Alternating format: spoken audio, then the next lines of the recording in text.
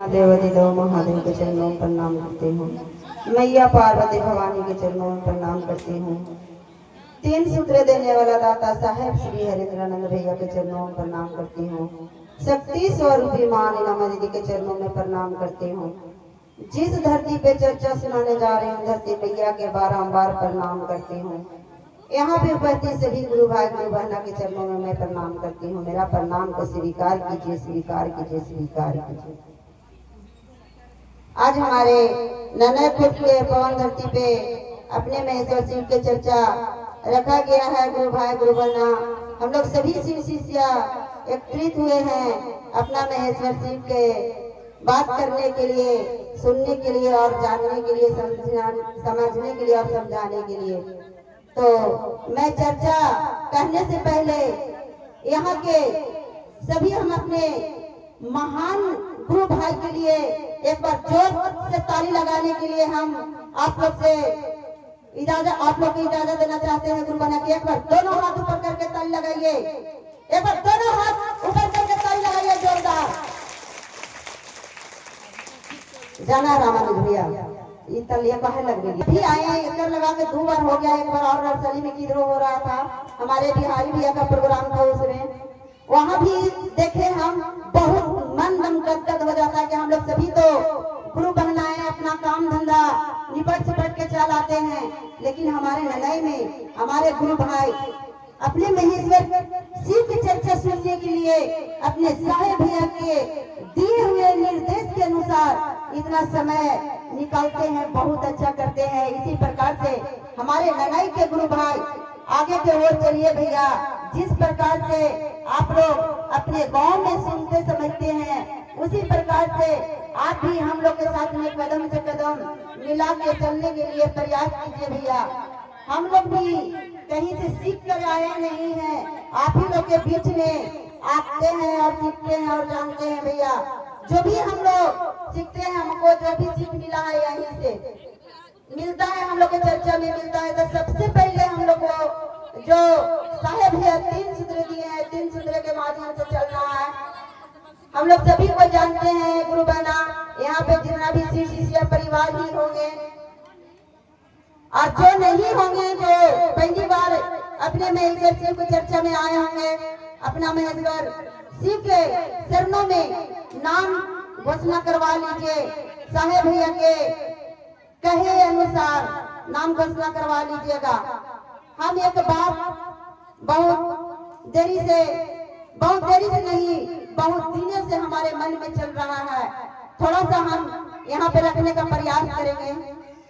देखिए, जैसे प्रतापपुर से चलकर हम आए हैं ननई में, तो वहां से दूर रास्ता होती है गुरु बहना। एक ऐसे डेम के रास्ता से है और एक ऐसे सोझे है जो महदनिया होकर के आते हैं, और दोनों रास्ता हम लोग के ननई में ही पहुंचाते हैं।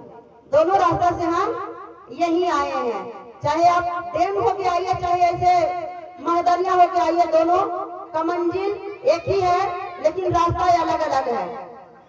और यहाँ पे चर्चा में कोई गुरु बहना गाड़ी से चल करके आए होंगे, कोई पैदल आए होंगे, कोई बाइक से आए होंगे, जिनका जैसा सुविधा हुआ होगा वैसे आए होंगे। तो हमको सबसे बड़ी बात कहना है कि चर्चा उसी प्रकार से है। हमारे साहेब भैया कहीं पाबंदी नहीं लगाए हैं कि चीज नहीं करना है, ये चीज करना है। उनको सिर्फ कहना है अपना महेश्वर कोई बात करना है। बात करो तो गुरु का किसी का चुगले नहीं करो, बात करना है तो गुरु को करो, किसी का चुगले नहीं करो। कहते हैं हमारे साहेब भैया कि 4 कदम चोर से और 14 कदम बेईमान से और 74 कदम चुगलखोर से दूरी रखना चाहिए, तब आप शिव शिष्या बनिएगा। किसी को शिकवा शिकायत नहीं कीजिए, किसी को नई चुगली नहीं कीजिए। आपका कार्यक्रम मिला है, आप कार्यक्रम कीजिए, अपना महेश्वर शिव को बात कीजिए। देखिए, जब हमारे साहेब भैया धरातल पर जब उतारे थे तो सबसे पहले उनका मन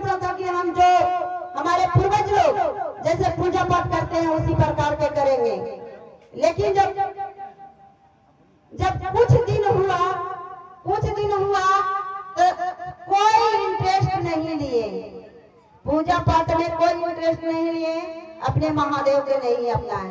फिर साहब भैया ने अपने महादेव से बात किए, अब ऐसे नहीं चलेगा बूढ़ा, अब और कुछ दूसरा बताओ। कलयुग में हमारे पूजा पाठ में लोग नहीं मन तन लगाएगा, तुम्हारा भक्ति भजन नहीं करेगा। कलयुग तो खाली बतियाने में लोग इंटरेस्ट लेता है, तो जब बात करता है तो हम क्या करें, तुमको पर तो कोई ध्यान ही नहीं दे रहे हैं। तो महादेव बताएं अपने साहेब भैया से कि तब क्या करो कि तुम चर्चा चला दो, जहां लोग किसी को चुगलखोरी कर रहा है, किसी को शिकायत कर रहा है, किसी को बेचैन कर रहा है इधर उधर बात करके, वहां पे अपना महेश्वर शिव को बात रख दो। चर्चा उनके लिए चला जो खेत क्यारी में काम करते हैं, चर्चा उनके लिए चला जो ऑफिस में काम करते हैं, चर्चा उनके लिए चला जो कहीं बाहर में कमाते हैं, उनको कहीं स्थान नहीं मिला, चर्चा उनके लिए चला जो घर में बैठ के इधर उधर बात कर रहे हैं, उसके लिए चर्चा चला। चर्चा तो हम लोग रोज करते हैं गुरु बहना, लेकिन जब हमें हमारे कहीं स्थान मिलता है, हमने कहीं आपका हमको बुलाया जाता है, वहां पे आते हैं तो हम लोग सोचते हैं कि क्यों नहीं अपने महादेव की भी बुला ले और आसन लगा ले, जो कि हमारे मन इधर उधर ना भटके, अपने महादेव के और आकर्षित रहे।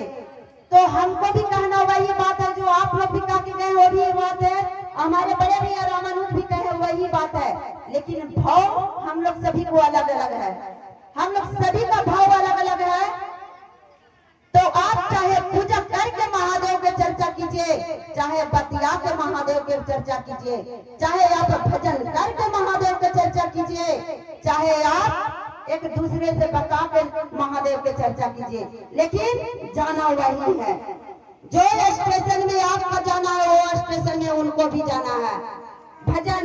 भजन के लोग कहते हैं कि मनोरंजन है, भजन चोखा चटनी अचार है, भजन एक बहलाने फुसलाने वाला चीज है, लेकिन हम आप लोग से बताना चाहती हूँ कि भजन वो मंत्र है जो किसी का शिकवा शिकायत नहीं करवाती है। भजन वो मंत्र है, भजन यदि आप दिल से सुनिएगा तो सारा भजन लगेगा कि और हमारा दिल में आकर समा गया। और चर्चा यदि हम करते हैं, यहाँ आए मंच पर बैठे, अपना महादेव के मंच पर बैठे, हमारा जो मन में चल रहा था आल बल आपके सामने हम बोल के चले गए, जो हमको जैसा मन में लगा हम आपको शिकायत कर दिए, आप मेरा शिकायत कर दिए। खास करके जगह चर्चा करने वाला भाई बंधु होते हैं, एक दूसरे की ही बात करते हैं। जैसे में कि आज जो हम लोग जब पूजा में सामग्री रखते हैं, वो आज नहीं हमारा पूर्वजों ने भी रखे होंगे। पूजा में रखने का सामान एक एक चीज का नियम है, एक एक चीज का तोड़ है। जितना यहाँ पे हमारे पूजा का सामग्री है उस सब में एक चीज तोड़ है। नारियल चढ़ाना पाप नहीं है, नारियल तोड़ना पाप है, और तोड़ना पाप उस व्यक्ति के है जो चढ़ाते हैं। जैसे हम चढ़ाए हैं, महादेव का समर्पित कर दिए, हे महादेव हमसे इतना बना, हम आपको सामने समर्पित कर दिए। और नारियल में से एक बहुत सुंदर पंक्ति निकल के आता है। गुरु बहना गुरु भाई, आप लोग हमारे बात को यदि अच्छा लग रहा होगा तो थोड़ा सा विस्तार रूप से सुनने का प्रयास कीजिएगा। नारियल एक इतना कठोरता चीज है कि चाहेंगे तो हम उसको से किसी को जान भी ले लेंगे। नारियल से किसी को हम जान ले लेंगे, मारेंगे तो पर तब फट जाएगा तो वो मरी में न जाएगा। और वही नारियल के अंदर खाने वाला बहुत कोमल सा चीज निकलता है, जो कि मिठास से आपका मेरा मुंह भर देता है। और उसका भी अंदर इतना निर्मल चीज रहता है कि वो अमृत से कोई कम नहीं है।